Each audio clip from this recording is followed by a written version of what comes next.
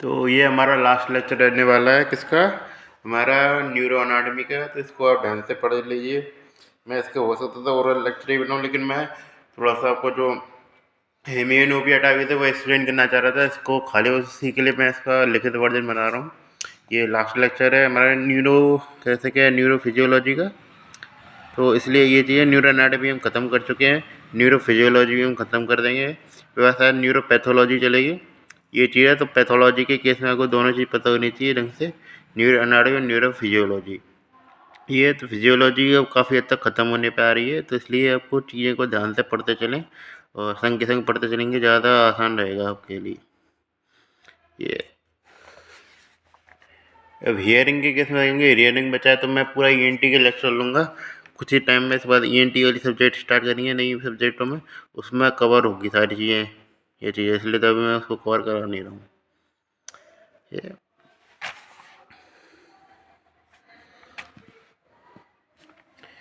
Vision में बात करके जाते हैं तो सबसे पहला क्वेश्चन आता है रेटाइना के बारे में। रेटाइना पे इस तरीके से इमेज बनती है हमारी। रेटाइना पे बात करके चले तो क्या क्या चीज़ें होती है, लेयर्स ऑफ रेटाइना होती है, उसके बारे में पता होना चाहिए आपको। कौन कौन सी लेयर्स होती है, वो होती हैं फोटो रिसेप्टर लेयर, और कौन सी रहती है तो मेरा लिखिए तो फोटो रिसेप्टर लेयर। उसके अलावा कौन सी रहती है, आउटर लिमिटिंग मेम्ब्रेन।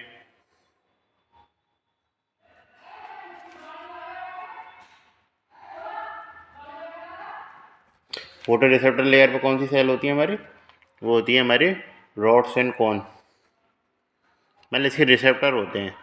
तो सेल होती है इतनी तो आउटर लिमिटिंग मेम्ब्रेन में होती है, लेकिन जो इतनी फोटो रिसेप्टर होते हैं उसमें कौन सी होती है हमारे रॉड्स एंड कॉन होते हैं। आउटर लिमिटिंग मेम्ब्रेन, फिर क्या आती है हमारी आउटर न्यूक्लियर लेयर, यानी कि इतनी से न्यूक्लियाई होंगे इसके रॉड्स एंड कॉन के, आउटर न्यूक्लियर लेयर, फिर आउटर प्लेक्सिफॉर्म लेयर,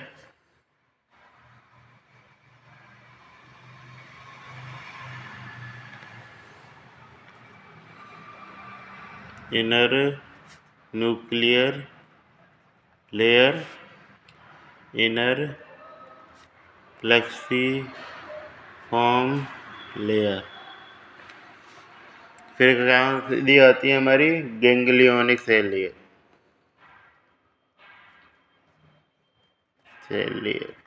इस प्रकार हमारे लेयर का सिस्टम चलता है। कौन सी है लास्ट में ध्यान का, इनर लिमिटिंग मेम्ब्रेन भी याद रखना, आउटर लिमिटिंग मेम्ब्रेन रहता है, फिर लास्ट में क्या आ गया नर्व फाइबर लेयर आती है। तो नर्व फाइबर लेयर, और उसके अलावा क्या आती है इनर लिमिटिंग मेम्ब्रेन। इसको याद रखे नहीं रखे, यहाँ तक तो याद होना चाहिए। सेल्स के बारे में बात करी जाए तो फोटो रिसेप्टर सेल होती हैं, उसके बारे में तो मैं पढ़ लिया था, रॉड्स एंड कौन होती है उसके बारे में पूरा फंक्शन में पढ़ेंगे। इसको जो और जो फ़ायदा करने वाली सेल होती है उसके बारे में भी पता होना चाहिए, इसको कौन कौन सी सेल है इस तरीके से सपोर्ट करने वाली। तो जैसे मान के चले अब कोई स्टिमुलस आ रहा है तो कहाँ से स्टार्ट हो रहा है, हमारा फोटो रिसेप्टर लेयर से स्टार्ट हो रहा है, ये चीज़ पता हो चल जाएगी। ये पता होना चाहिए कहाँ से स्टार्ट हो रहा है, फोटो रिसेप्टर सेल से।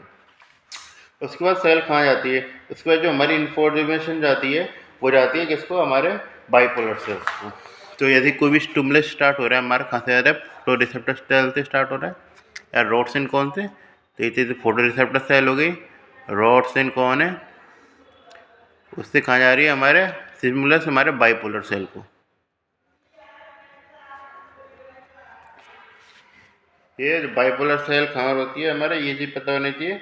बाइपोलर सेल जो होती है वो हमारे किसी के बीच में होती है इस तरीके से, जो इनर प्लेक्सिफॉर्म लेयर तक होती है हमारी कौन सी बाइपोलर सेल। तो ये चीज़ ध्यान रखना, न्यूक्लियर लेयर का मतलब है, इनर न्यूक्लियर का मतलब है कि बाइपोलर सेल का न्यूक्लियाई होगा, और आउटर न्यूक्लियाई का मतलब है कि हमारा रॉड्स एंड कॉन्स का न्यूक्लियाई होगा, इससे लगा सकते हैं। तो यहाँ तक कहाँ तक इनर प्लेक्सिफॉर्म लेयर तक कौन सी रहती है, इनर प्लेक्सिफॉर्म लेयर तक हमारी कौन सी बाइपोलर सेल, वहाँ पर कौन सी जुड़ती है हमारी सेल, वहाँ पर चीज़ ध्यान रखना उसकी आती है एमाक्राइन सेल जुड़ती है वहाँ पर। वहाँ पर कौन सी सेल प्रेजेंट होती है हमारी एमाक्राइन सेल।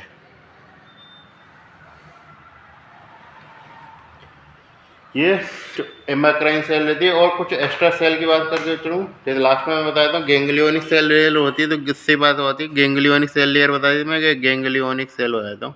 गैंग्लियोनिक सेल होती है, इससे क्या आती है कि नर्व सप्लाई आती है। एक्स्ट्रा सेल की बात करी चलूँ, जैसे ये तो मैंने मेन सेल बताई है। कुछ एक्स्ट्रा सेल की बात करी जाए तो हॉरिजॉन्टल सेल होती है, जो कि किसका काम करती है, तो एडेप्टेशन का काम करती है। और कौन सी सेल होती है हमारी, ग्लायल सेल होती है, जिसका कोई रोल नहीं है विजन में, बस सपोर्टिंग का सेल होती है इस तरीके से।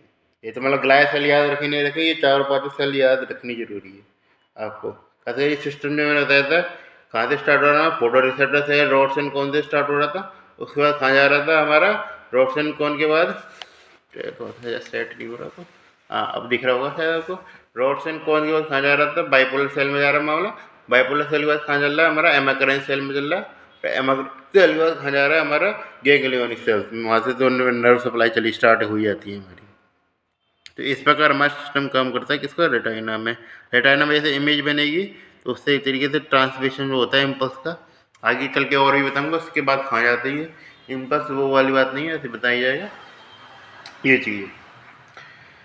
अब मेन जो टॉपिक आता है वो क्या आता है हमारा, वो टॉपिक आता है कि हमारा जो है एक तरीके से ये सिग्नल किस चीज़ के होते हैं और कैसे ट्रांसमिट किए जाते हैं ये।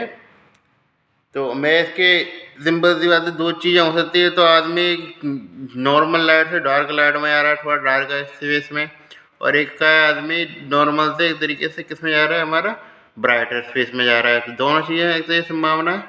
यदि मान के डार्क स्पेस में जा रहा है तो क्या होगा, ये चीज़ बताना चाहिए। जैसे मैं लाइट स्पेस ही बताया था पहले थोड़ा सा, तो माना जा रहा है इसमें हमारा पिगमेंट काम करता है, इसका कारण होता है हमारा रोडोप्सिन।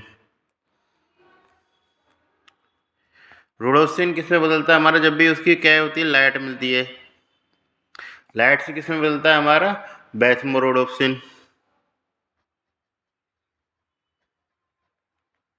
बेथमोरोडोप्सिन से मैं बीच की स्टेप लिख नहीं रहा, आप लिख सकते हैं। उसका ना उससे क्या बन जाता है लास्ट में, ऑल ट्रांस रेटिनल। ये और ऑल ट्रांस रेटिनल से क्या बन जाता है फिर लास्ट में हमारा 11 सिस रेटिनल, उससे क्या बन जाता है बाद में रोडोप्सिन। तो ये इस तरीके साइकिल चलती है। उसके अलावा एक अल्टरनेटिव पाथवे भी होता है, इसमें ऑल ट्रांस रेटिनल से क्या बन जाता है हमारा, वो बन जाता है ऑल ट्रांस रेटिनॉल, जिसे क्या कहते हैं, विटामिन ए कहते हैं। ऑल ट्रांस रेटिनॉल से क्या बनता है, 11 सिस रेटिनॉल। ये इसमें ये चीज़ ध्यान रखना, बीच में इसमें कौन जुड़ेगी हमारा, स्कोटोप्रोटीन जुड़ेगा। जैसे यहाँ से तो अलग हो रहेगा, यहाँ पे जुड़ता है हमारा कौन सा, स्कोटोप्सिन, और यहाँ से अलग हो जाता है, यहाँ पे माइनस हो जाता है, तेरे माइनस में इस तरीके से स्कोटोप्सिन, इसलिए इनर बाहर निकालने वाला इसमें से निकाल दो स्कोटोप्सिन, तो वो यहाँ से जुड़ के यहाँ पे, जो यहाँ से अलग हो गया यहाँ पे जुड़ जाता है इस तरीके से। ये सिस्टम काम करता है हमारा किसका, एक तरीके से, चलो मैं कैमरा गिर गया था, ये चीज़ हमारा सिस्टम काम करता है किसमें, एक तरीके से जो कीमो जो रिसेप्टर होते हैं, इस तरीके से मैं केमिकल लेवल पर बता रहा हूँ, केमिकल लेवल पर ये सिस्टम चलता है हमारा। मेन चीज़ क्या याद रखनी है, जब भी लाइट चलेगी तो हमें क्या मिलेगा, ऑल ट्रांस रेटिनॉल। तो ये किसमें मिलता है हमारा, जब वो लाइट प्रेजेंट हो, इन लाइट। और यदि क्या होता है, ऑल ट्रांस रेटिनॉल किसमें मिलेगा हमको, डार्क में। ये चीज़ याद रखनी है। यदि आप डार्क से लाइट में जा रहे हैं तो ये वाली रेडिएशन मिलेगी, और लाइट से डार्क में जा रहे हैं तो ये वाली रेडिएशन देखने को मिलेगी। ठीक है, तो इस प्रकार सिस्टम जो है वो हमारा काम करता है। और लाइट में क्या होता है, तो लाइट में जैसे ये ऑल ट्रांस रेटिनल ही रहता है प्रेजेंट, तो वो क्या करता है, हमारा सोडियम चैनल को ब्लॉक करता है, और उससे क्या होता है, हाइपर पोलराइजेशन हो जाता है। लाइट क्या करता है, सोडियम चैनल का ब्लॉक करता है, और ये क्या करता है हमारा, और रेटिनल सोडियम चैनल को ओपन करने का काम करता है। ब्लॉक सब सही नहीं, क्लोज सही है वैसे, तो क्लोज करने का काम करता है, जिसमें क्या है कि ओपन होंगे तो क्या पता चल जाता है, वो डीपोलराइजेशन होता है, और इसमें क्या होगा हमारा, हाइपर पोलराइजेशन वाली स्टेज आती है। इस प्रकार जो हमारा सिस्टम जो होता है इस तरीके से वो काम करता है। ये अब हम एडेप्टेशन की बात करके चलेंगे, जैसे छोटे छोटे टॉपिक हैं काफ़ी, मैं कवर करता चल रहा हूँ, तो एडेप्टेशन की बात करते हैं। एडेप्टेशन जब भी आदमी का डार्क स्टेज में होगा था, मानी चले लाइट स्टेज में बहुत सारी टाइम से, तो जो भी हमारे फोटो सेंसिटिव रोडोप्सिन हुआ वो या तो हमारा बैच मोरोडोप्सिन और ट्रांस रेटिनल में बदल चुका होगा, जितना भी सब्सटेंस है हमारा, जितना भी सब्सटेंस है जो हमारा होगा वो इसमें बदल चुका होगा इस तरीके से। तो उसमें क्या होगा, ऐसे ऐसे ही ठीक है, ऑप्शन रेटिनल विटामिन ए में बदल चुका होगा, जिसके कारण क्या है उसके बाद जो फर्दर लेवल पे जो रोडोप्सिन है इस तरीके से वो या सिस रेटिनल है इस तरीके से बदलने के लिए किसमें सिस रेटिनॉल में बदलने के लिए उसके पास होगा ही नहीं उपलब्ध, मतलब इस तरीके से जीरो हो जाएगा, जिसके कारण क्या होगा इस तरीके से फोटो सेंसिटिविटी होगी वो गिरती चली जाएगी। जैसे इसका उल्टा कर दें तो इसमें क्या होगा कि इसका उल्टा कर दें तो क्या होगा, हमारा जब इस तरीके से आदमी डार्क फेज में तो 11 से रेटिनल बहुत ज़्यादा हो जाएगा, जिसके कारण क्या कि हमारे पास जो है इस तरीके से ऑल ट्रांस रेटिनल बचेगा ही नहीं, ऑल से 11 से रेटिनल में बदलने के लिए। तो ये सिस्टम होता है, हमारा काम करता है। मैंने ओरली समझाया, ओरली समझाने में आएगा, लिखना को अपने तरीके से किया। बस में थोड़ा सा एक ग्राफ याद रख सकते हैं अडेप्टेशन के नाम पे। तो मैं किसकी बात करूँगा, सबसे पहले मैं बात करना चाहूँ डार्क अडेप्टेशन की, जिसका पूछा जाता है, काफ़ी क्वेश्चन है डार्क अडेप्टेशन में, ग्राफ पूछा जाता है। ग्राफ में मेन यही चीज़ है, तो ग्राफ में सिर्फ जो रॉड और कॉन होते हैं वो दोनों के दोनों रूल होते हैं रॉड एंड कॉन का। ये जैसे मैंने ये शुरुआत में चीज़ें बताई हैं, ये तेरे लाइट रिफ्लेक्स वगैरह में जो काम होता है मेन, वो इस तरीके से हमारे रॉड का रहता है। ये चीज़ ध्यान रखना।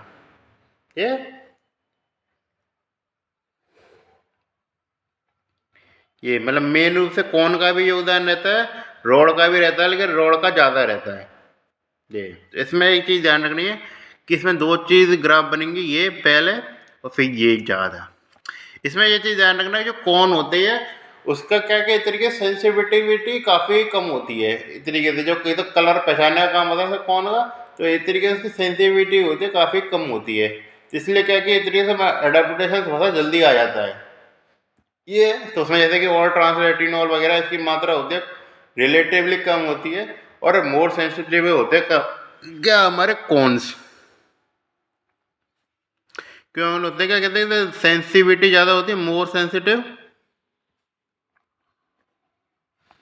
और क्या होता है मोर सेंसिटिव लेस कंटेंट, मतलब लेस लेवल, मोर ज़्यादा सेंसिटिव भी होते हैं और अर्ली अडेप्टेड हो जाते हैं, मोर सेंसिटिव और अर्ली एडेप्टिव। अर्ली एडेप्टिव क्यों होते हैं, क्योंकि इस तरीके से जो इस तरीके से जो केमिकल सब्सटेंस है वो कम होते हैं, लेस केमिकल सब्सटेंस होते हैं, कुछ भी हिसाब लगा सकते हैं आप ये चीज़ें। तो उसके कारण क्या होता है, जब आगे वाली स्टेज में बोलते हैं तो एक ऐसे सेंसिटिविटी तो ज़्यादा नहीं होती, लेकिन अडेप्टेशन इतनी हलाल नहीं होता, काफ़ी टाइम लगता है, क्योंकि उसमें जो सब्सटेंस होते हैं वो काफ़ी ज़्यादा मात्रा में होते हैं, क्योंकि मेन रोल तो इसी का ही है, जो हमारी लाइट वगैरह हुई या डार्क वगैरह हुई उसमें एक तरीके से किसका रोल है, इसी का रोल है। तो इसी कारण क्या है कि तरीके से अडेप्टेशन जल्दी ही नहीं आता, लेकिन इसलिए क्या होता है इस तरीके से, क्या होता है, इस तरीके से लेस सेंसिटिव होता है, लेकिन उसका टाइम ज़्यादा लगता है, तो इसलिए क्या more time taken to adapt.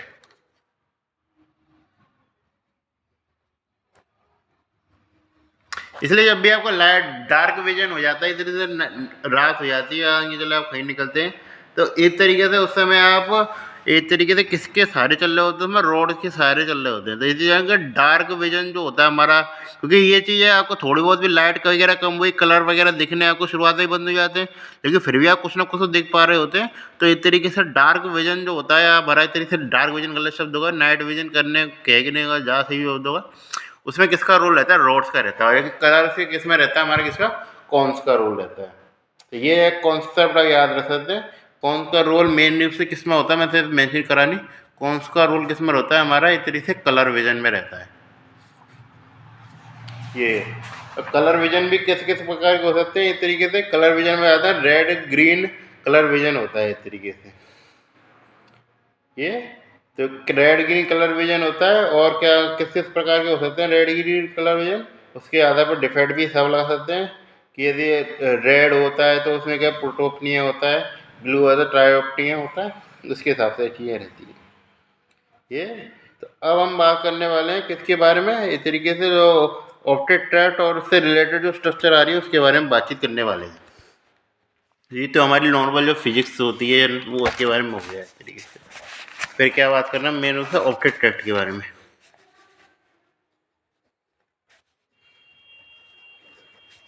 Optic tract के बाद में बातचीत करने से पहले सबसे मैं बताऊं तो लेटर जेन्युक्लिड वेल्डी के बारे में बातचीत कर लेते हैं। चल मैं ऑप्टिक ट्रैक्ट कहाँ से स्टार्ट किया था हमने, तो हमारा क्या था ऑप्टिक नर्व तक तो पहुँच ही गए थे। क्या चाहिए, तो ऑप्टिक नर्व से होने के बाद क्या आती है हमारी ऑप्टिक नर्व से, जब मैं पहले डायग्राम बना देता हूँ। ये हमारी आई है, आई से क्या निकलता है हमारा इस तरीके से ऑप्टिक नर्व निकल रही है। ऑप्टिक नर्व किस में आके मिलेगी फिर एक तरीके से ऑप्टिक काइज्मा में। ये हो गया ऑप्टिक काइज्मा हो गया हमारा।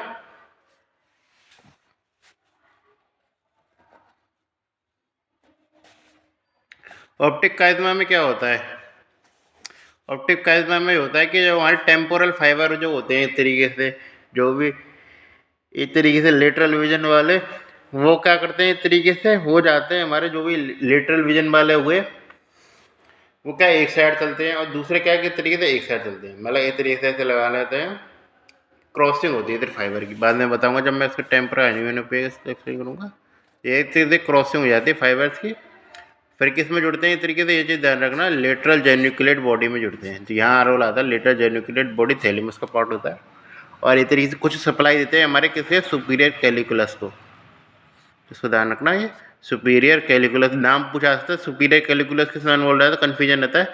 सुपीरियर कैलिकुलस इन्वॉल्व रहता है हमारे एक तरीके से किसमें, इधर सुपीरियर कैलिकुलस किसमें इन्वॉल्व रहता है हमारे इधर ऑप्टिक ट्रैक्ट में। मतलब इस तरीके से ये चीज़ ध्यान रखा, जितने भी लेटरल सुपीरियर हुए वो ज़्यादातर क्या इस तरीके से ऑप्टिक ट्रैक्ट में डालेंगे। लेटरल और सुपीरियर काफ़ी जगह आपको कॉमन मिलेगा ये शब्द, ये चीज़ें हैं। मैंने जैसे अनाटमी पढ़ाई, जैसे ये हुआ था अनाटमी का टॉपिक आया था, लेकिन पूछा इस तरीके से फिजियोलॉजी में जाता है, इसलिए मैं फिजियोलॉजी में पढ़ा हूँ। लेकिन ये एक तरीके से आपको ये पता होना चाहिए कि अनाटमी में क्या ये चीज़ लेटरल और सुपीरियर काफ़ी बार चीज़ें आपको जुड़ती हुई देखने में मिलेगी। जैसे लेटरल रूब्रोस्पाइनल ट्रैक्ट मैंने बताया था किससे जुड़ा रहता है, रूब्रोस्पाइनल ट्रैक्ट सुपीरियर वाले ट्रैक्ट से रिलेटेड होता है, पॉन्टेन वाले इस तरीके से। तो ये चीज़ें इससे सवाल आ सकते हैं। तो लेटरल जेन्युकुलेट बॉडी से फिर कहाँ जाएगा इस तरीके से हमारा पहुँच जाता है इस तरीके से कॉर्टेक्स में, सिस्टम जो है हमारा पूरा इस तरीके से जो ब्रेन अब क्या बनाऊँ मैं कॉर्टेक्स इस तरीके से पहुँच जाता है। तो ये हमारा सिस्टम काम करता है। मेन चीज़ अब पूछी जाती है लेटरल जेन्युकुलेट बॉडी, इसके बारे में बातचीत करने को, बाकी आगे की स्ट्रक्चर ऑप्टिक नर्व तो बात करते हैं। ऑप्टिक काइज्मा में बस ये है कि क्रॉसिंग हो जाती है और कुछ ऐसा कुछ खास जानने को है नहीं है।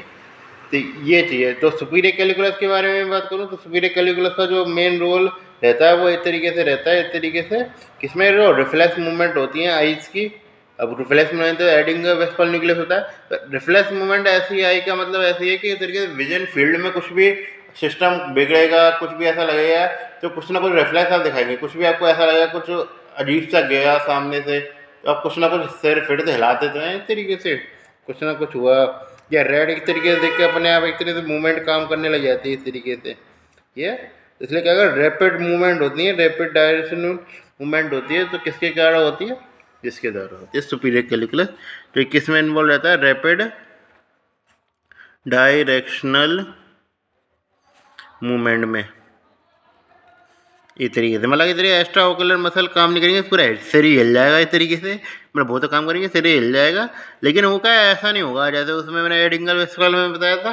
जैसे उसमें क्या हो रहा था, ये था कि लाइट ज़्यादा हो गई, लाइट कम हो गई, तो ये कि मायोपिया मेड्रियासिस हो रहा था इस तरीके से, जो उसमें ऑप्टिक नर्व 2 काम कर रही थी। और एक हमने कुछ ना कुछ चीज़ थी वो टच कराई थी, रुमाल का सर्विस टच कराया था आई बॉल को, उसमें कौन काम कर रहा था, सेंसरी में फिफ्थ नर्व जा रही थी इस तरीके से ऑफरेंट ग्रुप में। और कौन सी रिस्पॉन्स दे रही थी हमारा, कौन सा एडिंगर वेस्पाल न्यूक्लियस हमारा रिस्पॉन्स दे रहा था। सिलियरी गैंग्लियन था, आप चेकआउट कर सकते हैं इस तरीके से किसमें एनाटॉमी वाले सेक्शन में ये चीज़ है। तो उसमें बारे में बात की करी थी।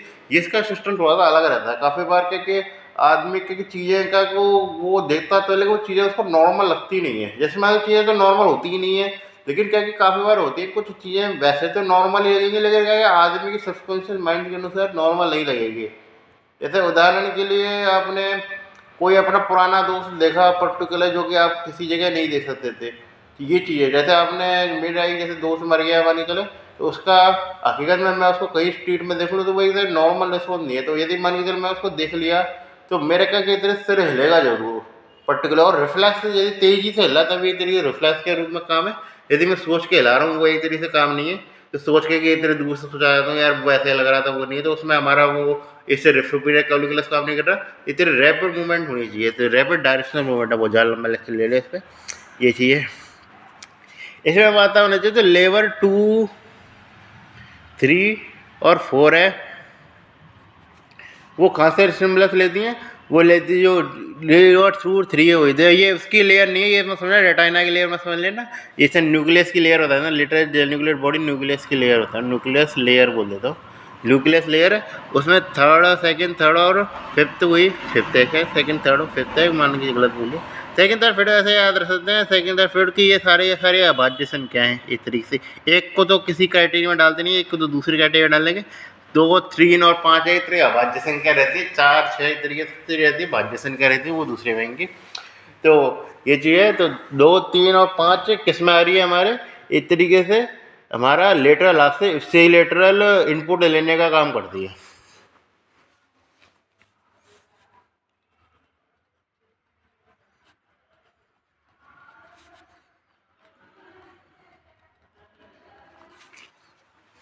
ये लेटरल हाफ यानी कि इस तरीके से बाहर का हाफ, और कौन से एस्सीलेटर यानी कि इधर की ये इधर की आई है तो इधर की ही जाएगी इस तरीके से। कौन सी हमारा इस तरीके, कौन सी हमारी इधर एप्सिलेटर आई वाला, यानी कि इस तरीके से मीडियल एस्पेक्ट है वो इस तरीके से उसकी क्रॉसिंग होती है, लेटरल एस्पेक्ट की क्रॉसिंग नहीं होती, ये समझिए। और इसके अलावा फर्स्ट, फोर्थ और सिक्स्थ ये कहाँ से आउटपुट लेते हैं हमारा, एक तरीके से मीडियल ऑफ कॉन्ट्रालेटरल आई। ये तो कॉन्ट्रालेटरल आई से एक तरीके से इनपुट लेते हैं, यानी कि इस तरीके से ये वाली सिस्टम होता है उससे यहाँ जाती है, यानी कि इस तरीके से जो मीडियल एस्पेक्ट है उसकी क्रॉसिंग होती है, ये चीज़ ध्यान रखना। मीडियल एस्पेक्ट की क्रॉसिंग हो जाने के बाद यहाँ पहुँच जाएगा मीडियल, और लेटरल एस्पेक्ट है वो कॉमन रहेगा, ये चीज़ समझेंगे। तो इस आधार पे हम थोड़े बहुत बता सकता हूँ मैं कुछ चीज़ क्या क्या है। थोड़ा सा आपको ये भी पता होना चाहिए कि तरीके से कौन कौन सी लेयर में कौन कौन से क्या क्या काम रहते हैं इसके। तो फर्स्ट और सेकंड का जो काम होता है इस तरीके से वो काम होता है इस तरीके से आई की मूवमेंट कराने का, मैं यहाँ पे कुछ भी काम हो सकता है एक्स्ट्रा, लेकिन ये चीज़ ध्यान रखना 3, 4 और 6 लेयर होती है। 3, 4, 5, 6 जो हुई बच्ची कुची, वो उसका जो सिस्टम जो होता है वो जुड़ा रहता है हमारा पी पाथवे से, इस तरीके से पी रेटाइनल गैंग्लियन कह देते हैं उसको, जैसे आगे वाले तो एम रेटाइनल गैंग्लियन कह देते, जैसे वो क्या कहते हैं पर वो सेलुलर लेयर, पर वो सेलुलर लेयर रहते पी गैंग्लियन से जुड़ी रहती है। उसका मेन उससे कौन होती जी स्ट्रक्चर होती है उससे जुड़ी, उसके रहा होता है कलर ब्लैब से होते हैं, कलर बॉल्स। ये चीज़ ध्यान रखना, कलर बॉल किससे रहता है, पी वाली लेयर से, जिसके कारण क्या होता है कलर विजन में रोल रहता है इनका। ये 3, 4 दोनों जगह दिखाई देंगे, 3 उसमें आ रही है, 3 और 4, 5, 3 और 5 इसमें आ रही है, 4 और 6 इसमें आ रही है। ये फर्स्ट 2 की बात करें चले, इनका जो लेवल रहता है वो किस में रहता है, इसका इस तरीके से इसमें जो न्यूक्लियस जुड़ा रहता है इस तरीके से लेयर जो होती है मेनिंगो सेलुलर लेयर होता है, मेंगो सेलुलर लेयर, उसके कहते हैं एम गैंग्लियन होता है, एम गैंग्लियन। उसके क्या नॉर्मल जो अदर काम होते हैं उसमें इस तरीके से रोल रहता है। ये मेन क्वेश्चन जो पूछा जाता है वो आपसे लीजन का पूछा जाता है, कौन कौन सी जगह क्या क्या लीजन होगा। तो मैं हाईलाइट करता जाता हूँ। मान लीजिए चलो इधर की साइड लीजन होगा तो क्या होगा, इधर की साइड लीजन होगा तो इधर की आएगा लीजन चला जाएगा, कोई ऐसा बात नहीं है। मेन जो आपसे क्वेश्चन पूछा जाता है वो ये पूछा जाता है आपसे इधर का या फिर इधर का, ये दो क्वेश्चन आपसे जरूर पूछे जाते हैं, ये चीज़ याद रखना है इनका।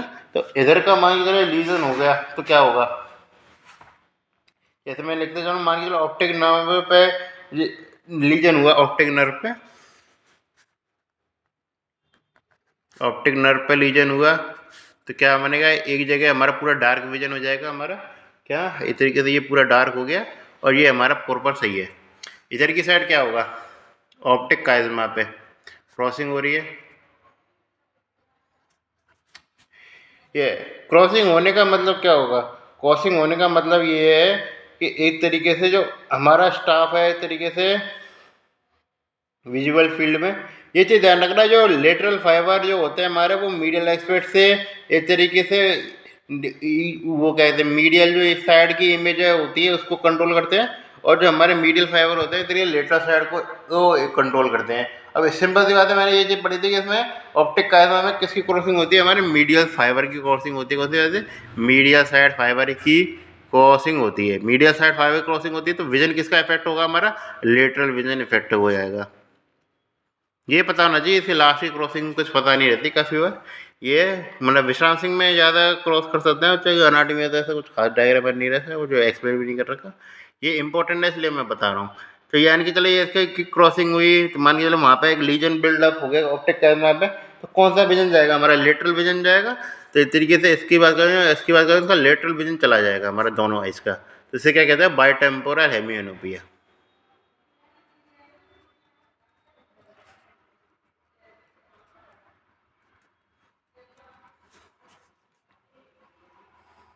ये फिर बाई टेम्पोरल एलियन होने पे ऑप्टिक काइज़मा के बाद क्या जाता है? ऑप्टिक काइज़मा के बाद जो चीज़ें चलती है वो चलती है हमारे ऑप्टिक ट्रैक्ट चलता है।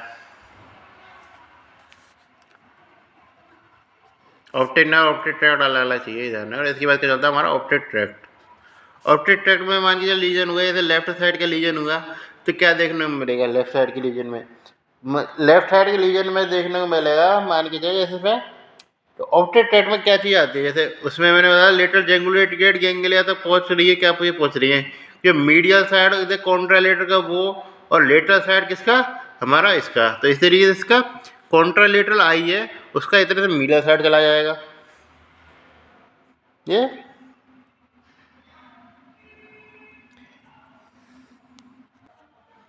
ये और उसके अलावा जो हमारा लेटरल आई है, मतलब एफसी लेटरल आई है, उस पर क्या चला जाएगा? हमारा इतने लेटरल साइड चला जाएगा। लेटरल साइड जाने का मतलब क्या है? विजन किधर का जाएगा? लेटरल साइड का मतलब जाने का ये नहीं कि लेटरल साइड विजन चला जाए। विजन किधर का जाएगा? विजन जाएगा हमारे मीडियल साइड का। ये तो मीडियल साइड कौन सी होती है? नेक के पास वाली। तो ये हमारी विजन चलाएगा। इधर की साइड किसका विजन जा रहा था? मीडियल साइड का। मीडियल साइड का मतलब ये है कि इधर से लेटरल साइड का विजन जाएगा, तो इधर हमें लेटरल साइड का। ये चीज़ें आईओ को रिलेट कर पाएंगे। लास्ट वाली स्टेप को याद रखना, हमको उल्टा करने वाला। ये चीज़ें इसमें करने में चूक कर जाते हैं। यदि मान लीजिए यदि आपने रट रखा है चीज़ें को, तो फिर तो कोई दिक्कत आती नहीं है। जैसे नाम से बाई टेम्पोरल एनिवर टेम्पोरल का नाम उड़ा दिया जाए, फिर उसके अलावा इसका नाम रहता है जैसे राइट होमोनिमस हेमियोनोपिया, तो राइट साइड दोनों जगह राइट साइड की उड़ा दी जाए, तब तो कोई दिक्कत नहीं है। लेकिन यदि आपको समझना है तो लास्ट में उल्टा करना पड़ेगा, फिर बहुत कन्फ्यूजन हो सकता है, फिर आप उल्टा का उल्टा ही करिएंगे। तो राइट का नाम क्या था? Right homonymous hemianopia. ये फिर क्या आता है? हमारा ऑप्टिक रेडिएशन पे कुछ इम्पैक्ट पड़ेगा नहीं। फिर आते लास्ट हम कहाँ करके चले? ऑप्टिक क्या है? कॉर्टेक्स ही उड़ा दिया हमारा, विजुअल कॉर्टेक्स पे। विजुअल कॉर्टेक्स पे उड़ा दिया तो क्या होगा? सिस्टम तो ये रहेगा हमारा, क्योंकि यहाँ पे तो जो क्रॉसिंग होनी थी इस तरीके से वही होगी, लेकिन हमें क्या एक तरीके से मैकुलर स्पेयरिंग मिलेगी। हाँ, मैं यूनिलेटर की बात कर रहा हूँ, ये नहीं पूरा उड़ा दिया है तो फिर तो दोनों तरफ का चला गया। यूनिलेटर बात कर रहा हूँ, इधर का हमने लीजन कर दिया। ये तो क्या होगा? तो उसमें जो बिल्ड होता है वो होता है हमारा homonymous hemianopia with right homonymous macular sparing.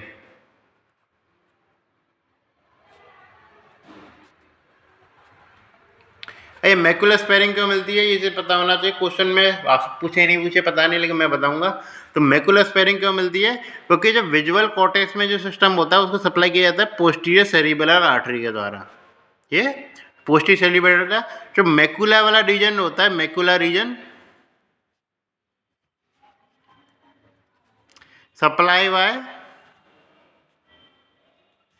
किसके हमारा मिडल सेरिबल आर्टरी। क्योंकि ये चीज़ हम मामले के साथ अगर बता रहे हैं, कोई ना कोई पैथोलॉजी बिल्डअप होती है। और ऑप्टिक कॉर्टेक्स को ऐसे तो है नहीं कि सीर लगा के सीधे उड़ा दिया ऑप्टिक कॉर्टेक्स हमारा। मेन जो चीज़ है हमारा ऑप्टिक कॉर्टेक्स जैसे नेक्रोसिस होता है तो उसका क्या करना होता है? जो इंफ्रक्शन बिल्डअप होना, ये आर्टरी की सप्लाई हुई है मिल नहीं रही है, तो जैसे मानिए ऑप्टिक कॉर्टेक्स की कंडीशन में खराब होता है ज़्यादातर। जो हमारा पोस्टीरियर सेरिबेलर आर्टरी वाले केस में लेकिन जो हमारे पोस्टीरियर सेरेब्रल आर्टरी है वो हर चीज़ को सप्लाई तो करती नहीं है, वो किस तरीके से जो उसमें विजुअल फील्ड में बचे कुछ एरिया को सप्लाई करती है, जो मैकुला वाला रीजन होता है बीच बीच का उसको सप्लाई करते हैं हमारे मिडल सेरेब्रल आर्टरी। ये अपने ऐसे काट के निकाल दिया फिर तो पूरा ही मिल जाएगा, फिर ऐसी बात नहीं है। तो लेकिन यदि आप खाली बात नॉर्मल केस की बात करो, वो नॉर्मल केस आएगा तो ऐसे तो आएगा नहीं कि मेरा कोर्टेक्स उड़ा हुआ है। नॉर्मल केस आएगा तो इस तरीके से विजन लॉस का आएगा, उसमें क्या बोले पोस्टीरियर सेरेब्रल आर्टरी का स्ट्रोक मिलेगा। स्ट्रोक यदि शब्द यूज किया जाता है, इन्फेक्शन शब्द यूज नहीं करते ब्रेन केस में, तो उसमें हमको ये चीज़ देखने को मिलेगी। तो इसलिए नॉर्मल प्रैक्टिकली हमको यही चीज़ देखने को मिलती है। ये हमको ज़्यादा खुरापाती दिमाग लगाने की जरूरत नहीं कि फिर ये ऐसे ऑप्टिक कॉर्टेक्स में जा रहा था, ये हमने कॉर्टेक्स उड़ा दिया तो क्या होगा, कॉर्टेक्स उड़ा दिया तो पूरे इमेज जाएगा। लेकिन ये हमारा नॉर्मल केस में मिलेगा नहीं, ऐसा ऐसा नॉर्मल केस में मिलता नहीं है कि हमारा पूरा कॉर्टेक्स ही उड़ा दिया। जो हमारा इस दिक्कत आती है जैसे इन्फेक्शन या फिर स्ट्रोक होता है जैसे पोस्टीरियर सेरेब्रल आर्टरी का, उसमें देखने को मिलता है। ये चीज़ है, इस आधार पर हम चीज़ों को याद रख सकते हैं। हमारे न्यूरो एनाटॉमी और न्यूरोफिजियोलॉजी दोनों के दोनों खत्म हो चुकी है। वही को आपने एंजॉय किया होगा। जो कुछ भी बच्चे को जो कॉन्सेप्ट होंगे वो इस तरीके से शॉर्ट्स में एक्सप्लेन किए जाएंगे। लेक्चर के नाम पे लास्ट लेक्चर था आज का, मतलब न्यूरो एनाटॉमी का और न्यूरोफिजियोलॉजी का भी।